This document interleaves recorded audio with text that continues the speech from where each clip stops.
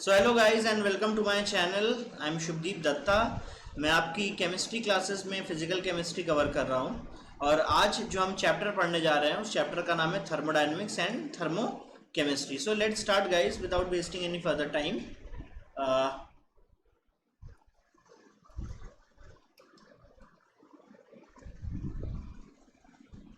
Okay, so our topic for today will be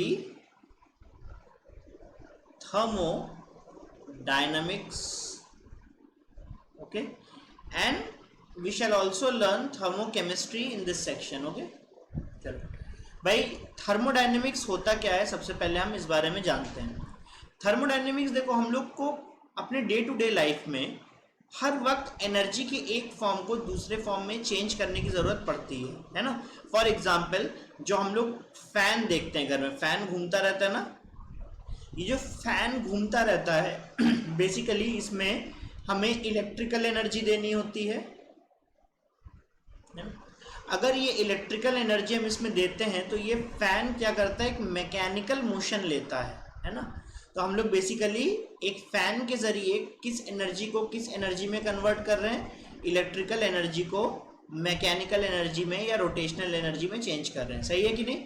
तो thermodynamics chapter में हम लोग बेसिकली पढ़ने क्या वाले हैं, the types of energy, the types of energy process, है ना, and inter conversion. Inter conversion का मतलब क्या होता है कि किस तरीके से एक चीज को किसी दूसरी चीज में कन्वर्ट की जाए। Inter conversion of one form of energy, है ना, टू एनदर। आप चिंता मत करो, ये जो पीडीएफ है ये मैं आपको दे दिया करूंगा हर क्लास के बाद में। तो आपको क्या होगा कि अलग से कोई नोट्स बनाना क्लास के बाद में ज़रूर है, लेकिन आप एक बार में पूरा का पूरा लेक्चर देख के फिर से अलग से नोट्स बना सकते हो, उसमें कोई प्रॉब्लम नहीं होगी। तो थर्मोडायनेमिक्स हम लोग क्यों पढ़ते हैं? ताकि हम लोग एनर्जी प्रोसेसेस के बारे में पढ़ सकें और इंटर कन्वर्जन्स के बारे में पढ़ सकें, जहां पे हम एनर्जी को किसी एक फॉर्म से किसी एनर्जी के दूसरे फॉर्म में कन्वर्ट करते हैं। तो नेक्स्ट बात ये आती है कि थर्मोडायनेमिक्स पढ़ना ज़रूरी क्यों है, इसका केमिस्ट्री में यूज़ क्या है ना। तो हम लोग पहले एम अपना सेट कर लेते हैं, है ना। एम हमारा क्या है कि वी नीड थर्मोडायनेमिक्स टू, पहला, टेल द स्पॉन्टेनिटी, है ना। स्पॉन्टेनिटी का मतलब कोई भी चीज नेचुरली हो पाएगी या नहीं हो पाएगी। फॉर एग्जाम्पल, हम लोग डे टू डे लाइफ में बहुत सारी चीजें ऐसे देखते हैं जो नेचुरल होती हैं। मतलब फॉर एग्जाम्पल, अगर मान लो मैंने एक बॉल लिया और उसको एक हाइट से फेंक दिया, तो ये बॉल नीचे ही जाएगी अपने आप से, कभी ऊपर तो जाएगी नहीं। तो इसका जो नेचुरल डायरेक्शन है वो डाउनवर्ड है ना। तो हम लोग बोलेंगे कि the ball will move spontaneously downward. वो बॉल नेचुरली डाउनवर्ड ही मूव करेगी, नेचुरली अपवर्ड मूव नहीं करेगी। तो जो भी चीज नेचुरल होती है ना, उसको स्पॉन्टेनिटी वर्ड से भी डिफाइन किया जाता है ना। तो फॉर एग्जाम्पल, ए एक रिएक्टेंट है और वो कन्वर्ट होना चाहता है बी में। अपने आप अगर ए बी में कन्वर्ट हो जाए तो हम लोग बोलेंगे उसको स्पॉन्टेनियस रिएक्शन। तो बेसिकली नेचर में हम जानना चाहते हैं कि कौन कौन सी रिएक्शंस ऐसी होंगी जो स्पॉन्टेनियस होंगी, इसीलिए हमें थर्मोडायनेमिक्स का ज़रूरत पड़ेगा केमिस्ट्री में। तो अभी तक हमने थर्मोडायनेमिक्स के बारे में कुछ भी सीखा तो है नहीं, तो लेट स्टार्ट कि थर्मोडायनेमिक्स जानने से पहले हमें और क्या क्या चीज़ें पता होनी चाहिए। ठीक है, ओके। देखो, थर्मोडायनेमिक्स में कुछ कुछ चीज़ें बहुत इंपॉर्टेंट। फॉर एग्जाम्पल, सिस्टम क्या होता है ना, सराउंडिंग क्या होती है ना, या तो मान लो बाउंड्री क्या होता है। इसको ऐसे समझते हैं कि मान लो मेरे पास ये एक पूरा सेट है, है ना। ये कंप्लीट सेट है, इसके अंदर मैंने अपना एक ऑब्जर्वेशन के लिए स्पेस को मार्क कर लिया। अब इस स्पेस के अंदर हमारी जितनी भी ऑब्जर्वेशन है वो होंगी। फॉर एग्जाम्पल अगर हम लैब में जाते हैं तो लैब के अंदर तो हमारे पास टेस्ट ट्यूब वगैरह पड़े रहते हैं, है ना, फ्लास्क पड़े रहते हैं। अगर मान लो हम टाइट्रेशन कर रहे हैं तो पूरे लैब की हमें ज़रूरत नहीं है, हमें उस टाइट्रेशन की केवल सेटअप की ज़रूरत है, राइट। तो वो जो टाइट्रेशन का सेटअप है हमारे लिए फॉर द टाइम बीइंग एक सिस्टम कहलाएगा। सिमिलरली ये मान लो अगर पूरा का पूरा यूनिवर्स है ना, तो पूरे के पूरे यूनिवर्स में हमारा ऑब्जर्वेशन जितने यूनिवर्स के पार्ट में रहेगा उसको, उस स्पेस को हम लोग क्या कहेंगे, सिस्टम कहेंगे, है ना। तो सिस्टम को हम लोग डिफाइन करते हैं the part of universe under observation, उतना पार्ट यूनिवर्स का जो कि हमारे एक्सपेरिमेंटल ऑब्जर्वेशन के अंडर में आता हो, है ना। चलो अब जो रेस्ट ऑफ यूनिवर्स है उसको क्या कहेंगे, जितने पोर्शन में हमारा काम था उसको तो हमने सिस्टम कह दिया, जितने पोर्शन में हमारा काम नहीं है उसको हम लोग क्या कहेंगे, सराउंडिंग। तो सराउंडिंग के लिए हमारी डेफिनेशन क्या हो जाएगी, the rest of universe, the rest of universe is called surrounding। सही है कि नहीं। बहुत सिंपल सी चीजें हैं, इनमें हम ज्यादा टाइम नहीं लगाएंगे। कि मैं एक बार फिर से बता देता हूँ, यूनिवर्स क्या होता है, पूरे के पूरे सेट को, मतलब जहां पे हम रह रहे हैं उसके अलावा जितनी भी सराउंडिंग है, अगर हम सबको एक साथ इंटीग्रेट करके देखेंगे तो वो सारा का सारा यूनिवर्स है। यूनिवर्स के उतने पोर्शन को जो कि हमारे ऑब्जर्वेशन के अंडर में आता हो उसको बोलते हैं सिस्टम, और सिस्टम को छोड़ के जो बाकी रेस्ट ऑफ यूनिवर्स है उसको क्या बोलते हैं, सराउंडिंग। तो बेसिकली यहाँ से हम एक छोटा सा चाहेंगे कि इक्वेशन बना ले। इक्वेशन क्या है कि universe is equal to system plus surrounding. Hope कि आपको समझ में आ गया होगा। तो बात आती है कि ये बाउंड्री क्या है। बाउंड्री का मतलब होता है एक सेपरेशन, राइट, जहां पर सिस्टम जो है अपने आप को सराउंडिंग से सेपरेट कर रहा होगा, तो उतना जो बाउंड्री है उस बाउंड्री को या उस सेपरेशन को ही हम लोग क्या कह रहे हैं यहाँ पे, बाउंड्री। इसके इस पार सराउंडिंग है और इस सेपरेशन के इस तरफ हमारे पास सिस्टम है ना। तो ये जो तुम्हारे पास सेपरेशन है, ये जो बाउंड्री है, ये जो बॉर्डर है, इसी को ही हम लोग क्या कहते हैं, बाउंड्री, है ना। तो हम लोग ये क्या लिख देंगे, द बॉर्डर और सेपरेशन, है ना, between the system and surrounding is called boundary. मेरे ख्याल से बात आपको समझ में आ गई होगी। अब देखो ये बाउंड्री भी बहुत तरह की हो सकती है, मैं इसको बस आपस में डिस्कस करके रहने देता हूँ क्योंकि इसका बहुत ज़्यादा कुछ यूज़ नहीं है। बाउंड्री देखो रियल बाउंड्री भी हो सकती है, इमेजिनरी बाउंड्री भी हो सकती है ना। फॉर एग्जाम्पल अगर हम लोग देखेंगे तो अर्थ का जो एटमॉस्फियर है ना, वो एक रियल बाउंड्री है जो कि आउटर स्पेस को अर्थ के जो अर्थ का जो हमारे पास लिथोस्फियर है, जो मतलब जिस पोर्शन पे हम रहते हैं, जिस लैंड के ऊपर हम रहते हैं, उसको एक एटमॉस्फियर सेपरेट कर रही है कि नहीं, तभी तो हम जिंदा है ना उस एटमॉस्फियर के अंदर। तो वो एटमॉस्फियर स्पेस और जमीन के बीच का बाउंड्री माना जाएगा कि नहीं माना जाएगा, ठीक है ना। तो इसी हिसाब से बाउंड्री हर तरह की हो सकती है। हो सकता है कुछ बाउंड्रीज हम इमेजिन कर रहे हों और हो सकता है कुछ बाउंड्रीज जो है वो ऑलरेडी एग्जिस्ट कर रही हों, वो रियल भी हो सकती हैं, इमेजिनरी भी हो सकती हैं। क्लियर है। नेक्स्ट आते हैं,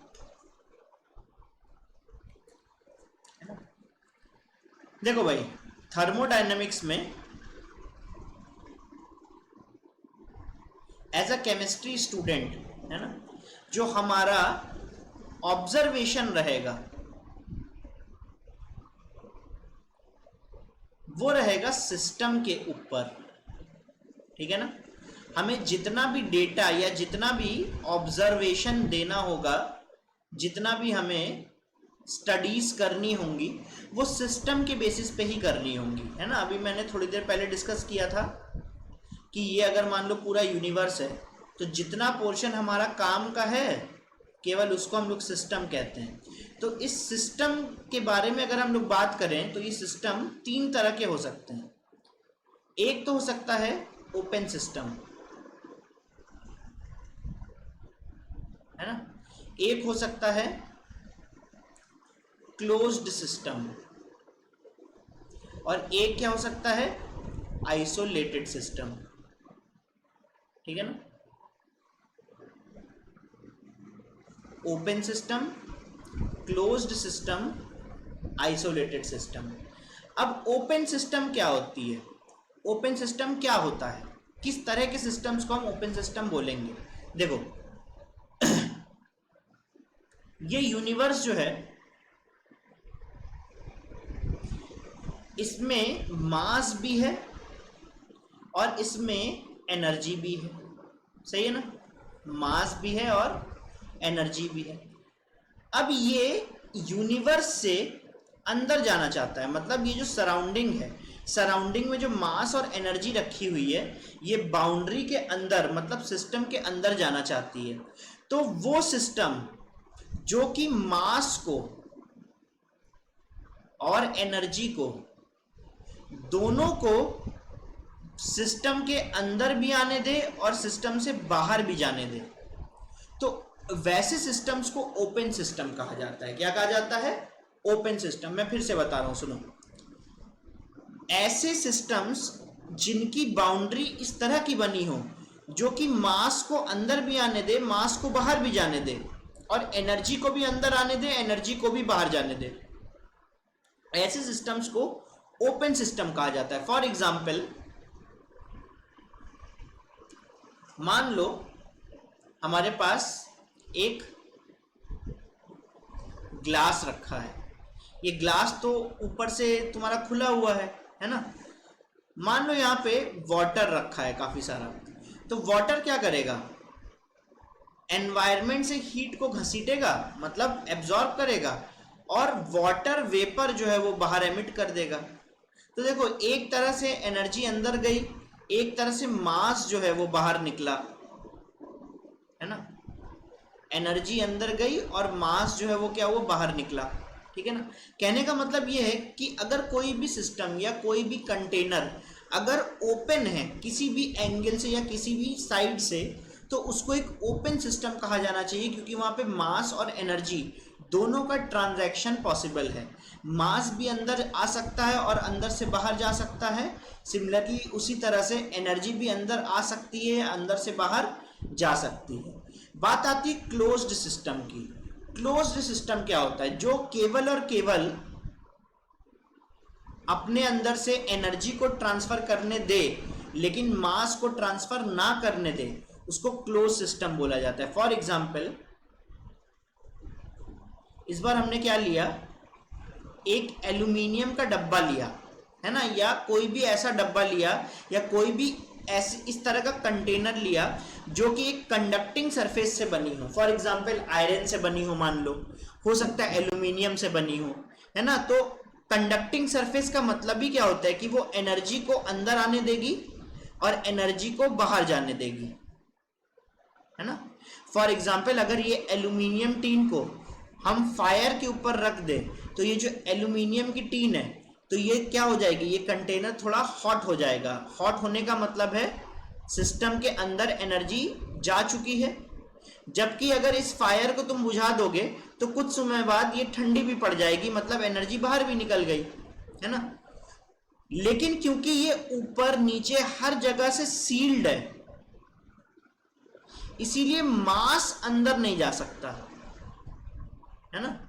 बस केवल किसका ट्रांजैक्शन पॉसिबल है, केवल और केवल एनर्जी का ट्रांजैक्शन पॉसिबल है और किसी चीज का नहीं, ठीक है ना। नेक्स्ट है आइसोलेटेड सिस्टम। आइसोलेटेड सिस्टम क्या होता है? आइसोलेटेड सिस्टम का मतलब होता है जहां पे ना तो एनर्जी और ना ही मास दोनों ना अंदर जा पाए ना ही अंदर से बाहर निकल पाए, है ना, उनको क्या कहते हैं? Isolated system. फॉर एग्जाम्पल, हमने मान लो एक कंटेनर लिया, लेकिन ये कंटेनर किसका बना है? कोई इंसुलेटेड मटेरियल का या इंसुलेशन का बना है। इंसुलेशन या नॉन कंडक्टिंग जो होगा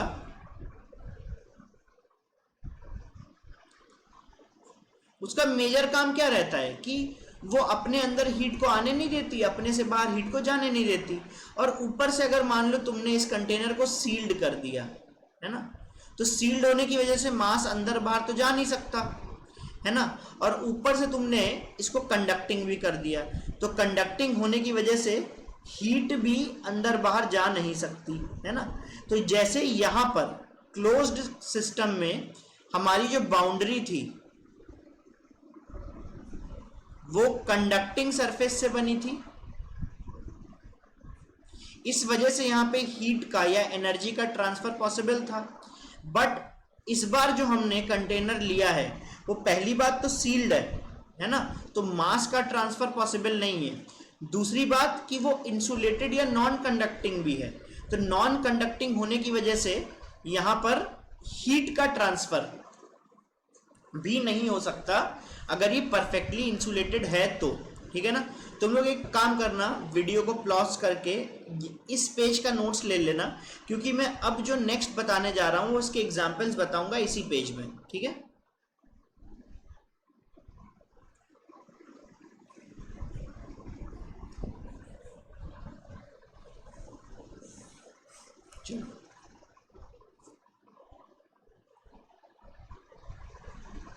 चलो ओपन सिस्टम का एक एग्जाम्पल देखते हैं। फॉर एग्जाम्पल,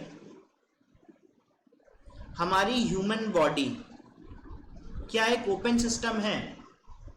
हमारी ह्यूमन बॉडी एक ओपन सिस्टम है। वाई? क्योंकि हम फूड तो एक तरह का मास हुआ ना, खाते भी हैं, है ना, और हम जो वेस्ट प्रोड्यूस करते हैं उसको बाहर भी निकाल देते हैं, सही है ना। कि तो बॉडी से जो वेस्ट बाहर निकलता है ना, वो मास का आउटगोइंग हुआ, मास बाहर जाना हुआ, और जो फूड हम खाते हैं, ईट करते हैं, तो वो मास का इनटेक हुआ। तो basically human body is open to both accepting mass as well as to reject mass as well.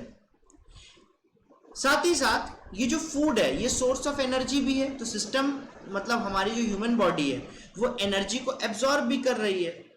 और जब हम लोग कोई भी वर्क करते हैं, कोई भी काम करते हैं, तो यही ह्यूमन बॉडी उस एनर्जी को यूज भी कर लेती है, तो मतलब वो एनर्जी अपने से बाहर रिलीज भी कर सकती है। तो human body is a very good example of open system, ठीक है ना। क्लोज सिस्टम क्या होगा? मान लो एक सील्ड एल्यूमिनियम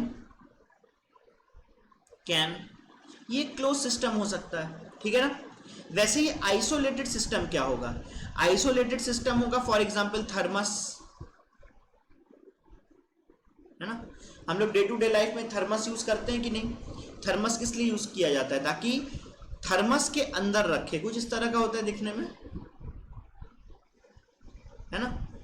थर्मस के अंदर रखे फ्लूइड को, जो कि मोस्टली पानी होता है, उसको गर्म रखा जा सके। ऐसा क्यों होगा? क्योंकि देखो, क्योंकि ये तो सील्ड है, अगर मैंने मान लो इसके ऊपर से कैप लगा दिया तो ये तो सील्ड हो गया एक तरीके से, तो मास तो अंदर बाहर आ जा नहीं सकता। लेकिन इसके अंदर जो फ्लूइड रखा है ना, तो ये थर्मस के अगर अंदर रखा है तो थर्मस एक कंडक्टर है, सॉरी इंसुलेटर है, या तो नॉन कंडक्टर है, ठीक है ना। तो इसके अंदर जो हॉट फ्लूइड रखा है वो बाहर हीट तो दे नहीं पाएगा, तो ये कूलिंग इसकी थोड़ी अरेस्ट हो जाएगी, ये ज़्यादा कूल नहीं हो पाएगा जल्दी जल्दी, तो काफ़ी देर तक ये हॉट बना रहेगा। लेकिन अगर इसी थर्मस को तुम मान लो 2-4 दिन तक रख देते हो तो थोड़ा थोड़ा तो लीक होता ही रहेगा फ्लूइड, है ना। तो अगर हम लोग देखें थर्मस को स्मॉल टाइम फ्रेम में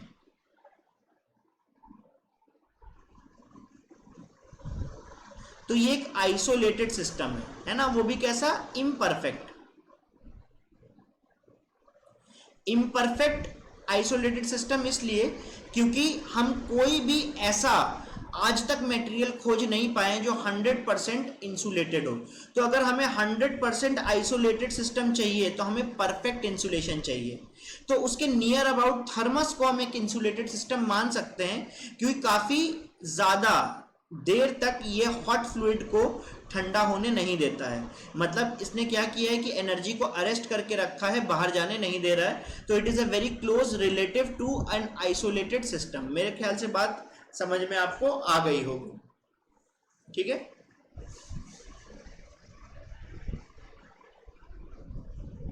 चलो नेक्स्ट आते हैं।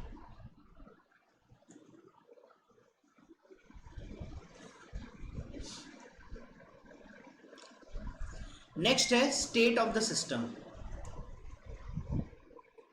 State of the system. अब ये स्टेट ऑफ द सिस्टम क्या होता है? देखो, स्टेट का मतलब होता है,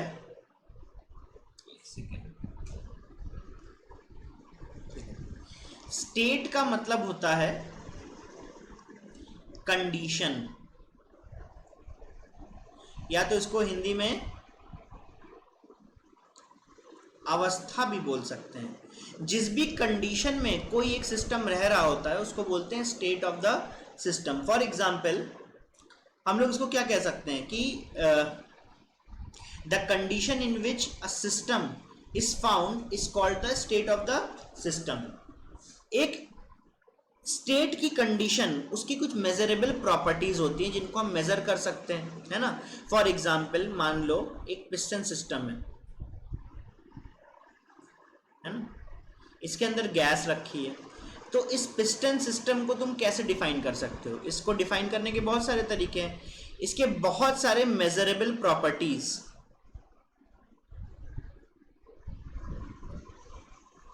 है ना।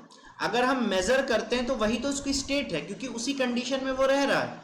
फॉर एग्जाम्पल प्रेशर, कितने प्रेशर में ये गैस रखी है, ये भी सिस्टम का स्टेट है। कितने टेम्परेचर पे ये गैस रखी है, ये भी सिस्टम का स्टेट है। या कितना वॉल्यूम इसने कवर किया है, ये भी सिस्टम का एक स्टेट माना जाएगा। मेरे ख्याल से बात समझ में आ गई होगी कि कोई भी कंडीशन या कोई भी मेजरेबल प्रॉपर्टी अगर हम सिस्टम की निकालते हैं तो उसी को ही स्टेट ऑफ द सिस्टम कहा जाता है। अगर इतना समझ में आ जाता है तो हम लोग अब समझते हैं कि state of the system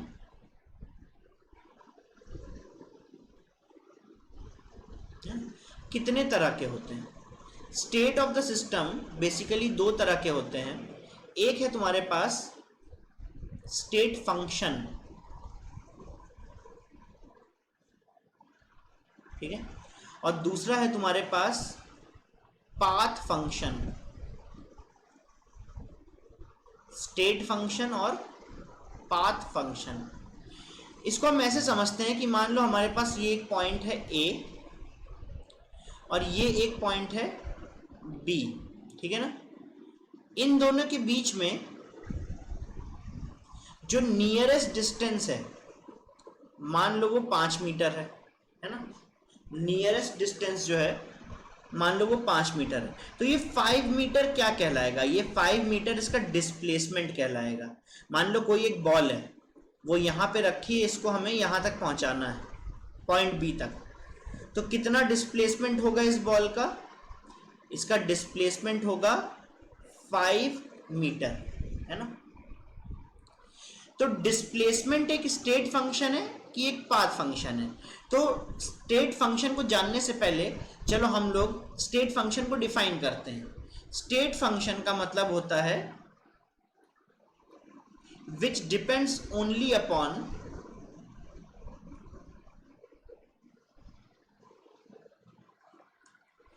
depends only upon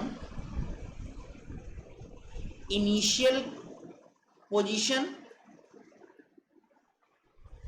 and final position of the system, है ना। तो फॉर एग्जाम्पल अगर मान लो ये पार्टिकल है, मान लो ये पार्टिकल है, पॉइंट ए पे रखा है, इसको मैंने धक्का देके पॉइंट बी तक ले आया, है ना। तो ये इसकी इनिशियल पोजीशन थी, ये इस बॉल की फाइनल पोजीशन है ना। तो अगर मैं पूछूं कि इस बॉल का कितना डिस्प्लेसमेंट हुआ है, तो डिस्प्लेसमेंट तो केवल 5 ही मीटर का हुआ है ना। तो ये डिस्प्लेसमेंट जो है ये क्या है, एक स्टेट फंक्शन है, क्योंकि ये कैसे आया उसके ऊपर डिपेंड नहीं किया, है ना। शॉर्टेस्ट डिस्टेंस जो है उसी को ही डिस्प्लेसमेंट कहा जाता है, इसीलिए डिस्प्लेसमेंट हमेशा 5 मीटर ही रहेगा, चाहे तुम कोई भी पाथ लेकर आओ। फॉर एग्जाम्पल अगर मान लो हम लोग इस बार डिस्प्लेसमेंट की बात नहीं, इनके बीच में अभी भी दूरी कितनी है, 5 मीटर की है। अगर हम डिस्प्लेसमेंट की बात नहीं करते हैं, अगर हम डिस्प्लेसमेंट की बात नहीं करते, अब हम डिस्टेंस ट्रेवल की बात करते हैं, तो हो सकता है कि ये पार्टिकल जो यहाँ रखा था वो डायरेक्टली सीधा यहाँ आ जाए, या हो सकता है घूम कर आए, या हो सकता है और ज़्यादा घूम कर आए।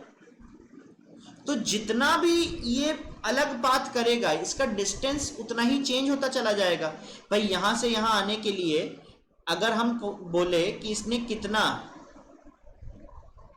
डिस्टेंस ट्रैवल किया, तो डिस्टेंस कितना ट्रैवल किया वो तो डिपेंड करेगा कि कौन सा पाथ लिया इस पार्टिकल ने पॉइंट ए से पॉइंट बी पे रीच करने के लिए। तो डिस्टेंस जो होगा वो डिफरेंट होगा, है ना।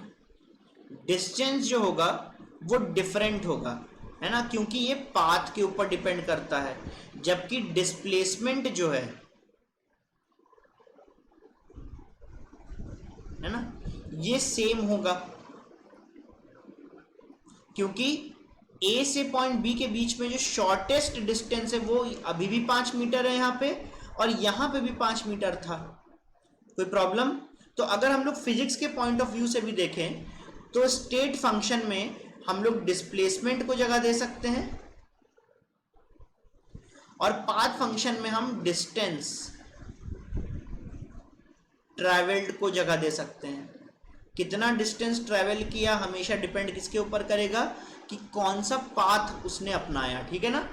मेरे ख्याल से अगर इतना हो गया हो तो हम नेक्स्ट बात करते हैं कि थर्मोडायनेमिक्स में हमें कौन कौन सी चीज़ों का ध्यान रखना है, कौन कौन सी चीज़ें स्टेट फंक्शन है और कौन कौन सी चीज़ें हमारी पाथ फंक्शन है। देखो स्टेट फंक्शन में हमेशा ध्यान रखना वो किसके ऊपर डिपेंड करती है, इनिशियल और फाइनल पोजीशन के ऊपर ही स्टेट फंक्शन डिपेंड करता है ना। हमें कुछ स्टेट फंक्शंस को हमेशा केमिस्ट्री में याद रखना है। फॉर एग्जांपल प्रेशर एक तरह का स्टेट फंक्शन है, वॉल्यूम एक तरह का स्टेट फंक्शन है, टेम्परेचर एक तरह का स्टेट फंक्शन है ना, इंटरनल एनर्जी ई एक तरह का स्टेट फंक्शन है, एंथैल्पी एच एक तरह का स्टेट फंक्शन है, गिब्स फ्री एनर्जी जी भी एक स्टेट फंक्शन है, और last but not the least हमारी जो लिस्ट में है वो है एंट्रोपी। एंट्रोपी भी एक तरह का स्टेट फंक्शन होता है। केमिस्ट्री में तुम्हें ये सारे के सारे स्टेट फंक्शन पता होना बहुत ज़रूरी है कॉम्पिटिटिव पॉइंट ऑफ व्यू से, है ना। एकदम गांठ बांध लो कि इतने स्टेट फंक्शन तुम्हें पता होने ही चाहिए। सिमिलरली अगर हम पाथ फंक्शन की बात करें,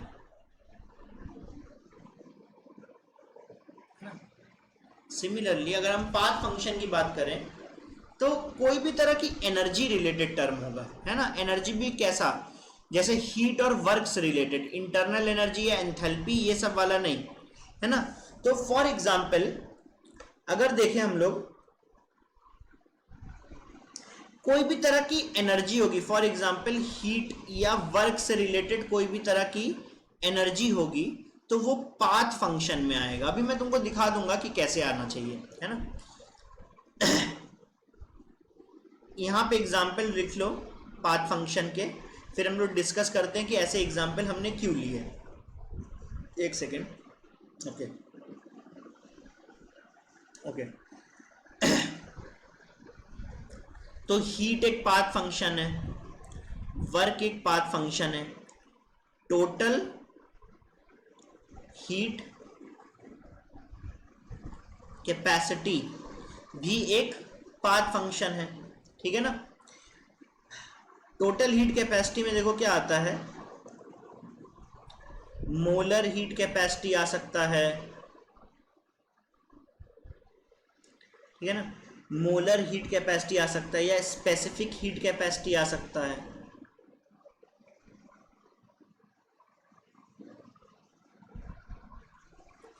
ये सारे के सारे पाथ फंक्शन है। देखो याद करने का तरीका बहुत ही सिंपल है, प्रेशर वॉल्यूम टेम्परेचर EHGS, ये अगर तुमने याद कर लिया तो तुमने इन चीज़ों के बारे में थोड़ा सा अंदाज़ा लगाओ कि ये चीज़ें क्या रिलेट करती हैं। हीट या वर्क एक तरीके से डिपेंड करता है कि हम कितना अलग अलग पाथ को ट्रैवल कर रहे हैं, है ना।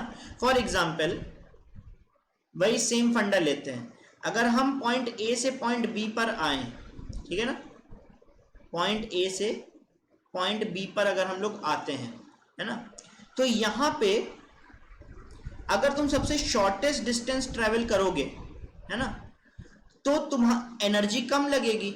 अगर तुम डिस्टेंस को बढ़ाते चले जाओगे, मतलब अपना पाथ चेंज करते चले जाओगे, तो एनर्जी ज़्यादा लगेगी।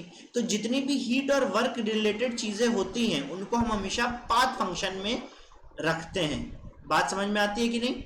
सिमिलरली स्टेट फंक्शन में हम लोग क्यों रखते हैं प्रेशर वॉल्यूम टेम्परेचर, इन सब चीज़ों को, तो इससे समझना। मान लो ये एक ग्राफ है प्रेशर और वॉल्यूम का, है ना, हमने बॉयल्स कर्व बनाया है। यहाँ पर बॉयल्स कर्व बनाते हैं। चलो अगर हम एक बॉयल्स कर्व बनाते हैं तो बॉयल्स कर्व कुछ ऐसा होता है ना। तो यहाँ पे टेम्परेचर T1 है, क्योंकि बॉयल्स कर्व में टेम्परेचर तो कांस्टेंट रहता है, तो यहाँ पे भी टेम्परेचर कांस्टेंट है, यहाँ पे भी टेम्परेचर कांस्टेंट है, यहाँ पे भी टेम्परेचर कांस्टेंट है, एंड सो ऑन, ठीक है ना। ये मान लो पॉइंट ए हमने कोई एक मार्क किया। अब हमने क्या किया, टेम्परेचर T2 पे एक और बॉयल्स कर्व बनाया। तो बेसिकली यहाँ पे टेम्परेचर T2 है, यहाँ पर भी टेम्परेचर T2 है, तो यहाँ पे चलो हम इसको B मान लेते हैं, ठीक है। कभी भी हम पॉइंट ए से अगर पॉइंट बी जाते हैं तो पॉइंट बी के कोऑर्डिनेट्स क्या है, मान लो यहाँ पे V2 है ना, P2 है और टेम्परेचर T2 है, और पॉइंट ए के कोऑर्डिनेट्स क्या है, पॉइंट ए के कोऑर्डिनेट्स है P1, V1 और T1। हम कभी भी पॉइंट ए से पॉइंट बी पे अगर हम गए, चाहे हमारा पाथ सीधा सीधा हो या चाहे हमारा पाथ टेढ़ा हो, चाहे हम कोई भी पाथ ले लें, अगर हम पॉइंट बी से अल्टीमेटली पॉइंट ए रीच कर रहे हैं या पॉइंट ए से अल्टीमेटली पॉइंट बी रीच कर रहे हैं, तो क्या ये वैल्यूज चेंज हो जाएगी। यहां पे जो तुमने ए और बी का प्रेशर वॉल्यूम टेम्परेचर या प्रेशर वॉल्यूम टेम्परेचर हमने देखा, तो क्या यहाँ पे पॉइंट ए पर या पॉइंट बी पर वैल्यूज चेंज हो जाएंगी। चाहे तुम कोई भी पाथ ले लो, यहाँ पे P2, V2 और T2 तो फिक्स है, और यहाँ पर P1, V1 और T1 फिक्स्ड है। चाहे तुम कोई भी पाथ ले लो, क्या ये वैल्यूज चेंज हो रही है, ये वैल्यूज चेंज नहीं हो रही है। इसीलिए प्रेशर वॉल्यूम टेम्परेचर इन सबको किस में रखा गया है, स्टेट फंक्शन में रखा गया है।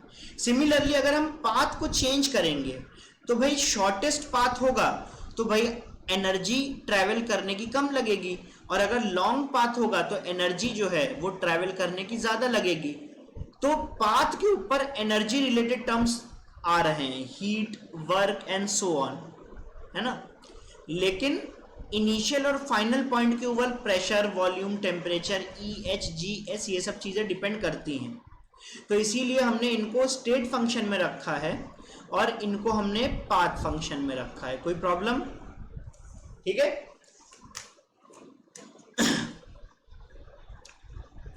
अगर आपको कोई भी डाउट आता है, आज हम ज़्यादा नहीं कर रहे हैं, आज हम इतना ही करेंगे। आज पहला लेक्चर है हमारा थर्मोडायनेमिक्स का। मुझे सिस्टम सेटअप करने में भी काफ़ी टाइम लग गया, तो बहुत ज़्यादा आज बड़ा लेक्चर नहीं हो पाएगा। आज बस हम इतना ही करने वाले हैं। तो नेक्स्ट क्लास में आप एक काम करना कि जितने भी आपके डाउट्स होंगे आप मुझे कमेंट सेक्शन में बता देना, ताकि मैं उनको पढ़ के आपको उसके सोल्यूशन दे सकूं, ठीक है ना। चलो, thank you guys, and today we will continue up till this thing only, and in the next class we shall continue further.